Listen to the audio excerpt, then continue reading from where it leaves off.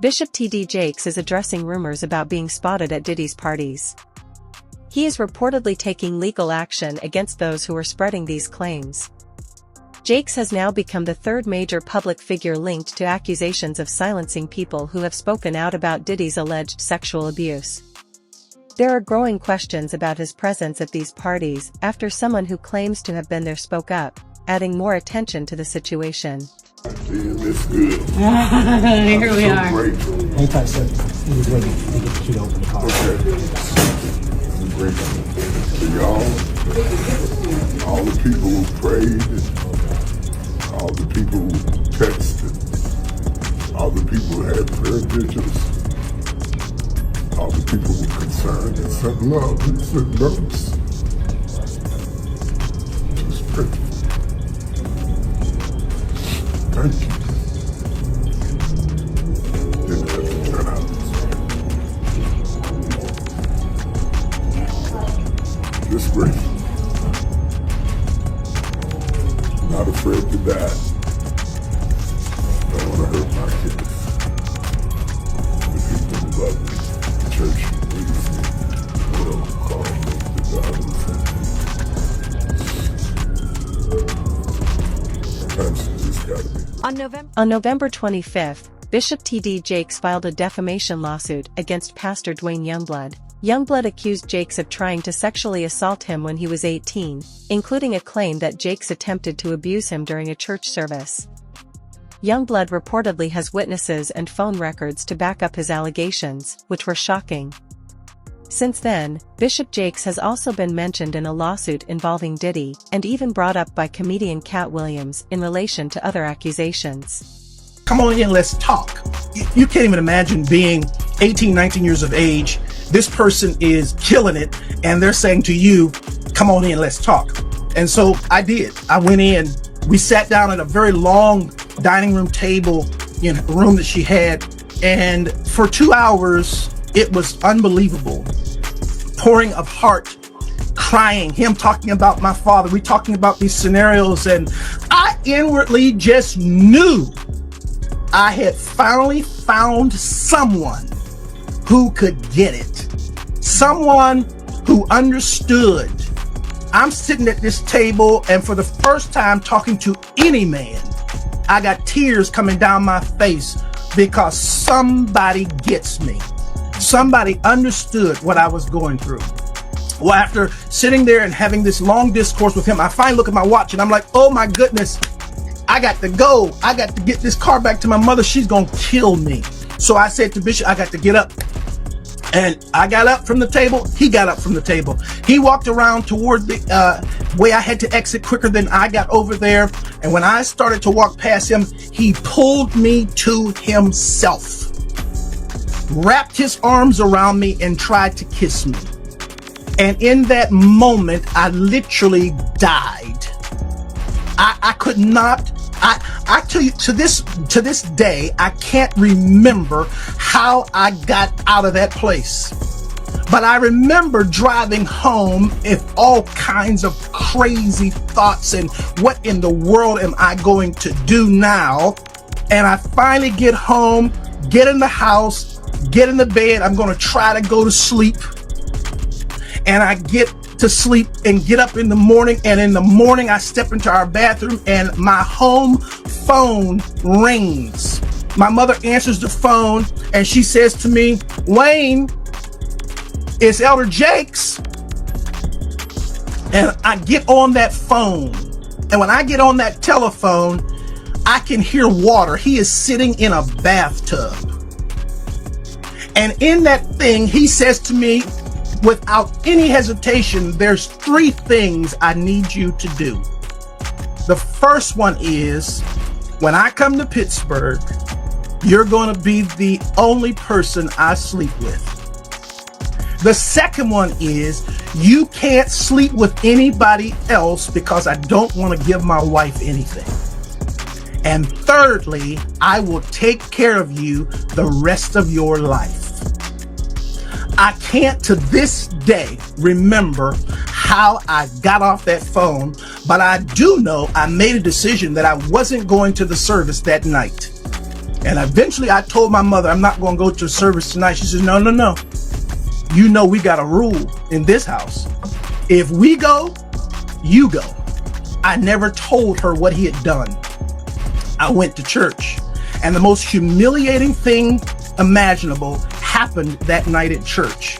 Bishop Jakes, getting up to preach, speaks into that microphone. I'm going to ask young minister Youngblood to read for me.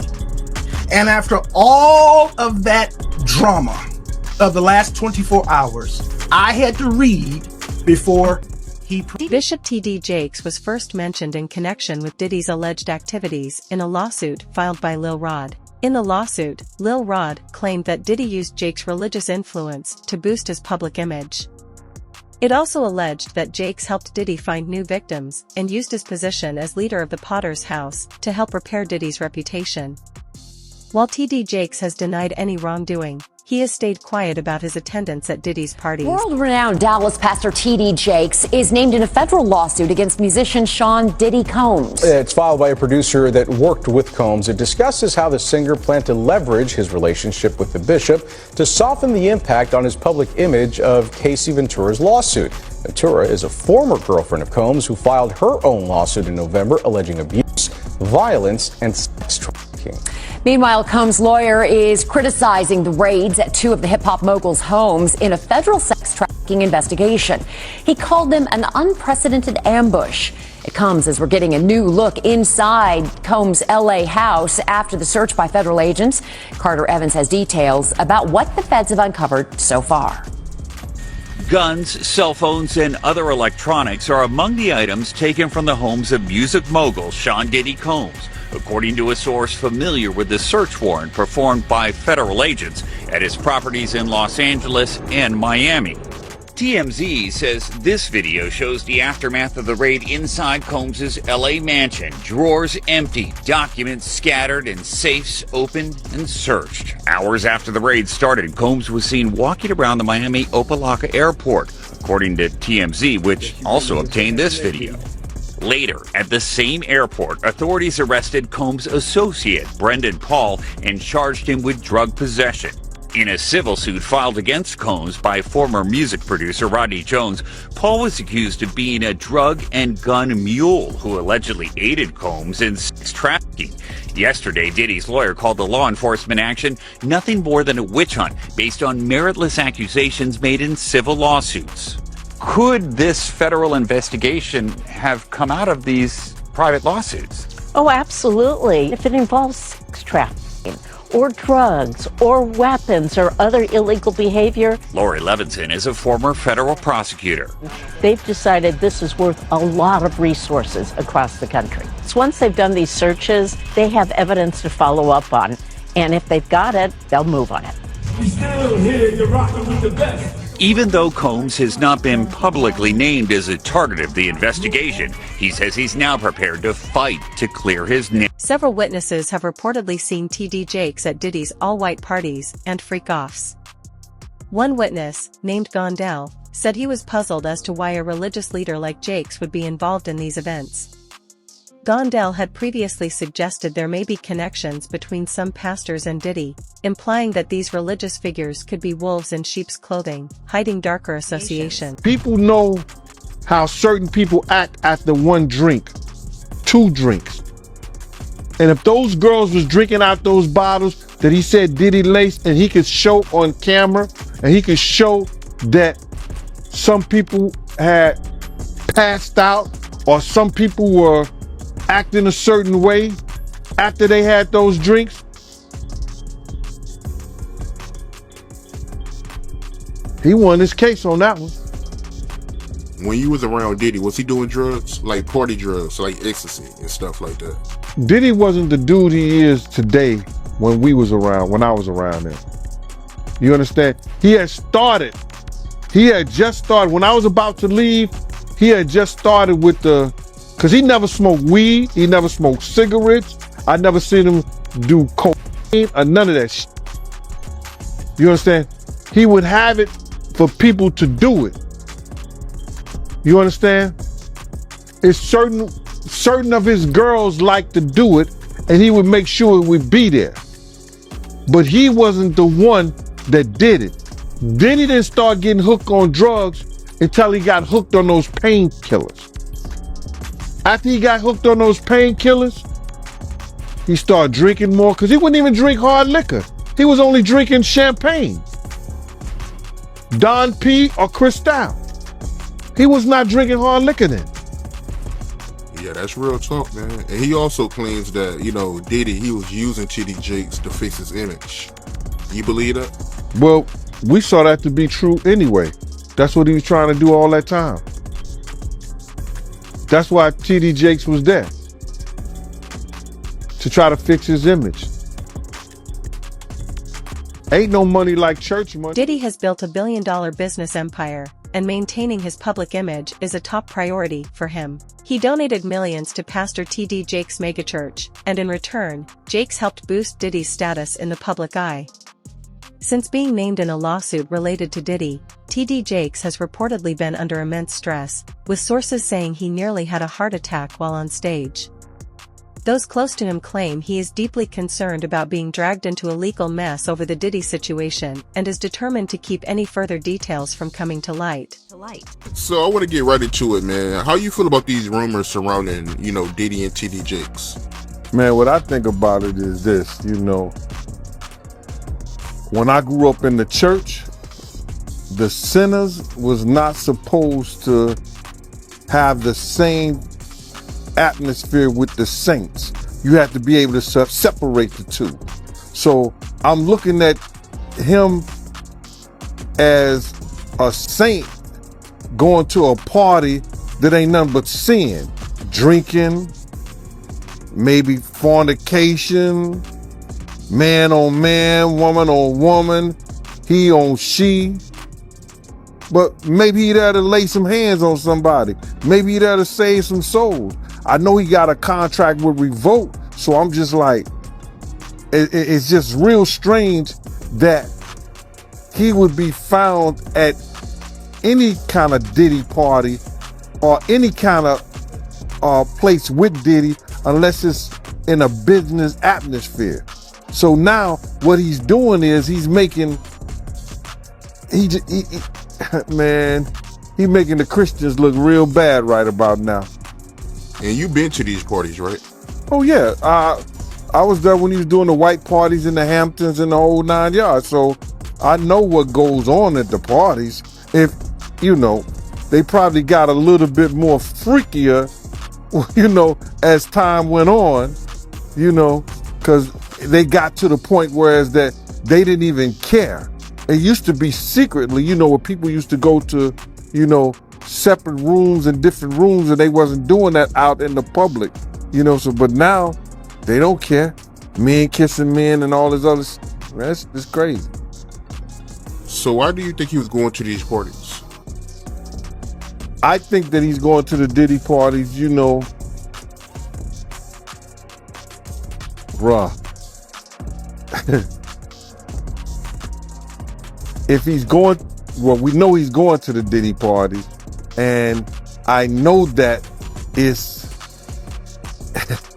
I know what usually happens at the Diddy party, or what we told us happened at the Diddy party.